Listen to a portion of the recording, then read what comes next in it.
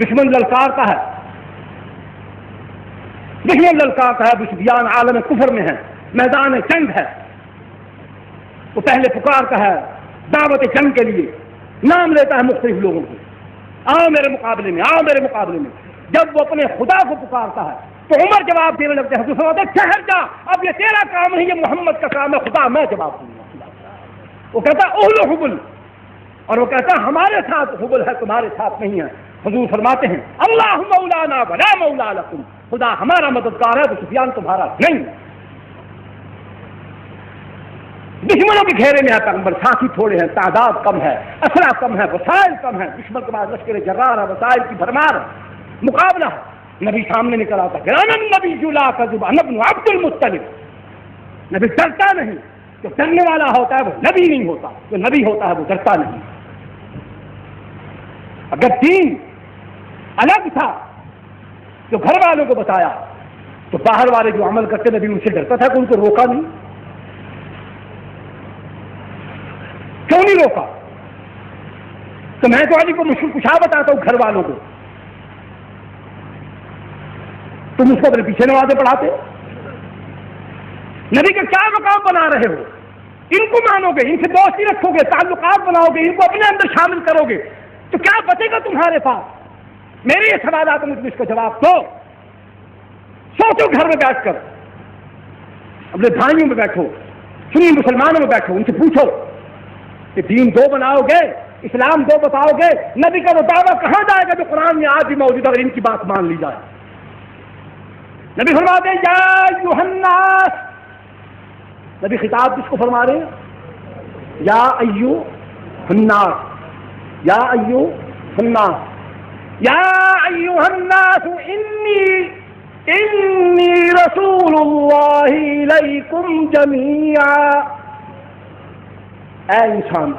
انسان کو خطاب ہے، تمام اولاد آدم کو خطاب ہے، بنی نوع انسان کو خطاب ہے کہ میں تم سب کا رسول، میں محمد ہوں۔ رسول تمام انسانوں کے محمد ہیں۔ گھر والوں کو معاذ اللہ دین اور بتاتے ہیں، گھر باہر والوں کو اور بتاتے ہیں، گھر والوں کو طریقہ نماز اور بتاتے ہیں، باہر والوں کو اور بتاتے ہیں، گھر والوں کو تراویح اور بتاتے ہیں، ہمیں اور بتاتے ہیں۔ وہاں زکوٰۃ اور ہے، وہاں مدات زکوٰۃ اور ہیں، یہاں زکوٰۃ اور ہے، مدات زکوٰۃ اور ہیں۔ وہاں کتنے پرسنٹ پر ہے، یہاں کتنے پرسنٹ پر ہے، وہاں حج کیسا ہے، یہاں حج کیسا ہے، وہاں ابو بکر سے محبت بتائی جاتی ہے، اس کو ساتھ لٹایا جاتا ہے، یہاں ابو بکر کو جہاں سے پکڑ کر مسلح پر کھڑا کیا جاتا ہے اور گھر والوں کو کہا جاتا ہے کہ یہ منافق۔ یہ مان لیں ہم کہ گھر والوں کو نبی کہتے کہ ابو بکر کو گالی دینا، عمر کو گالی دینا، عثمان کو گالی دینا، جس کو نبی خود دو بیٹیاں بھی دے دیتا ہے، کیا بچے گا تمہارے پاس جب نبی کے پاس کچھ نہیں بچتا؟ کہتے کہ ہم نبی کو مانتے ہیں، نبی کو مانتے ہیں، اس کے گھر والے کو زانیہ کہتے ہیں، امت کی ماں کو، قرآن جس کی پاک دامنی کی گواہی دے، نبی جس کو ساتھ لے کر بیٹھا، نبی اس دنیا تشریف لے جا رہے ہیں، عائشہ کی گود میں کھڑا ہے، جو اللہ نبی کو ایک ایک بات بتا دیتا ہے۔ معاذ اللہ پر عائشہ ایسی ویسی تھی، پہلے نبی کے گھر میں آ کیسے سکتی تھی؟ نبی کے گھر میں آ کیسے سکتی تھی؟ کیا بچتا ہے؟ مجھے بتاؤ نا، کیا بچتا ہے نبی کے پاس؟ اس پر نازل کیا ہوا قرآن جس کی حفاظت کی زمانی اللہ جل جلالہ نے اٹھائی، وہ غیر محفوظ۔ 23 برس میں نبی نے جو ساتھی تیار کیے وہ ناقابل اعتبار، ناقابل اعتماد۔ نبی کی بیوی زوجہ محترمہ ام المؤمنین عائشہ صدیقہ، الصدیقہ بنت الصدیق، خدا جس کی پاک دامنی کی گواہی کے لیے کٹہرے میں گواہ بن کر آ گیا، اس پر زنا کی تہمت، بیوی نعوذ باللہ زانیہ، ساتھی منافق، کتاب ناقابل عمل، نبی سے پلے باقی ہے کیا ہے باقی نبوت کے پاس؟ مجھے بتاؤ نا۔ اب بھی ان سے دوستی ہے، اب بھی یہ ہمارے میں سے ہے، اب بھی یہ ہم میں سے ہے، اب بھی ان سے ہمارا تعلق جائز ہے، پھر بات وہی آئے گی کہ اگر یہی ہے، اگر یہی بات ہے تو پھر عیسائی کافر نہیں، وہ تو عیسیٰ کو خدا کا بیٹا کہتے ہیں نا، علی کو خدا کی صفات کا حامل، علی ایسا علم رکھتا ہے جو خدا کے علم سے زیادہ ہے، خدا کو دھوکہ ہو سکتا ہے، علی کو نہیں ہو سکتا، خدا کو نعوذ باللہ نعوذ باللہ نعوذ باللہ دھوکہ ہو سکتا ہے، کیوں؟ اس لیے کہ وہ محمد صلی اللہ علیہ وسلم کو بتایا ہوا خدا ہے نا، اس کو ناقص بتانا ہے، جو محمد پر کتاب اتری وہ ناقص، محمد کو بتایا وہ خدا وہ ناقص، اس کو دھوکہ ہو سکتا ہے، اس کی بیوی پاک دامن نہیں ہے، اس کے یار قابل اعتماد نہیں ہے، اس کی مسجد قابل عبادت نہیں ہے، امام باڑا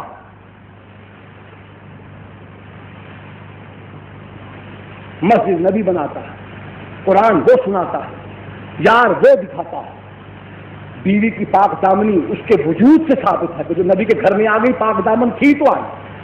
نہ ہوتی تو لاکھوں پھر رہی تھی، کیوں نہ آ گئی؟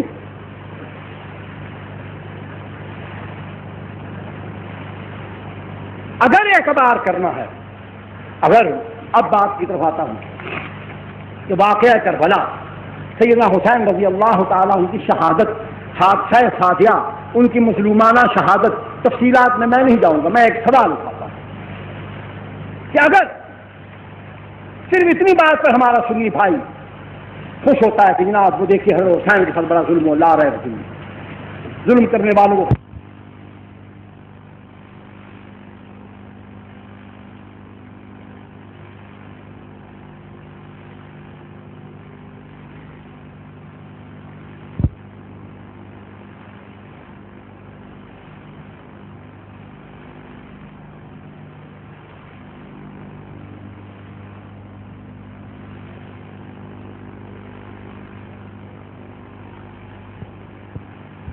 بیان کردہ واقعات، ان کے بیان کردہ سبب جنگ مان لیا جائے، یہ واقعہ ان کی زبانی سن کر ہم ان پر اعتبار کر لیں، تو پھر صرف اسی بات پر اعتبار کیوں کرتے ہو؟ پھر جو وہ ابو بکر کے بارے میں کہتے ہیں وہ بھی مان لو، جو عمر کے بارے میں کہتے ہیں وہ بھی مان لو، جو عثمان کے بارے میں کہتے ہیں وہ بھی مان لو، جو قرآن کے بارے میں کہتے وہ بھی مان لو، جو خدا کے بارے میں کہتے وہ بھی مان لو، جو عائشہ صدیقہ کے بارے میں معاذ اللہ معاذ اللہ معاذ اللہ جو کچھ کہتے وہ بھی مان لو، وہاں ان کو جھوٹا کہتے ہو، واقعہ کربلا میں سچا مانتے، وہ کہیں ابو بکر صدیق خلیفہ اول نہیں ہے، وہ غاصب ہے معاذ اللہ، تو تم کہتے تم جھوٹے ہو، تم کہتے ہو تم جھوٹے ہو،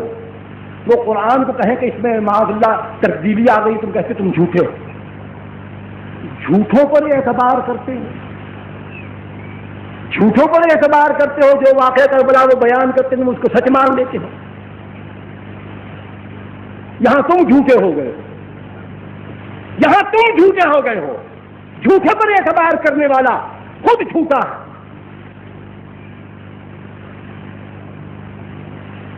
اس موضوع سے متعلق آخری بات کیا کہ اب میں جدید حالات کی بات کروں گا، میں مختصراً عرض کروں گا پہلے سوال کی صورت میں کہ سیدنا حسین رضی اللہ تعالیٰ عنہ کا ایک ہے ان کی خاندان کی نسبت، ان کی بیٹی، تقویٰ، بزرگی، ان کی تمام نسبتیں اپنے دور کے بے شمار مسلمانوں سے بہتر ہے، اعلیٰ، نیک ہیں، متقی ہیں، روایات میں آتا ہے تاریخ کتاب 25 حج پیدل کرنے کے اللہ نے سعادت نصیب فرمائی، سخی ہیں، عابد ہیں، زاہد ہیں، متقی ہیں، بدکار نہیں، فاسق نہیں، فاجر نہیں، نگاہ آوارہ نہیں، دل کے اندر طمع نہیں، لالچ نہیں، متقی ہیں۔ علماء کرام ان کو، علماء سے سنا، علماء کا ایک کثیر طبقہ، بڑی تعداد سیدنا حسنین کریمین رضوان اللہ علیہ مجمعین کو اعزازاً اکراماً صحابی کہتے ہیں، وہ صحابیت کا جو معیار بتاتے ہیں تو اس کے اندر عقلی طور پر عاقل بالغ ہونا، بلوغت عمر، بلوغت عقل ضروری ہے، اور یہی وجہ ہے کہ حضرات حسنین کریمین رضوان اللہ علیہ مجمعین کے بچے تھے، معصوم تھے، لیکن خاندان کی پاکیزگی، طہارت، رہن سہن، اٹھنا بیٹھنا اماں فاطمہ بطول ہے، نانا محمد رسول ہے صلی اللہ علیہ وسلم۔ میں کہتا ہوں ایک دن بھی ان کی جھولی میں نصیب ہو گیا تو اللہ نے اپنی حفاظت میں لے لیا، میرا ایمان۔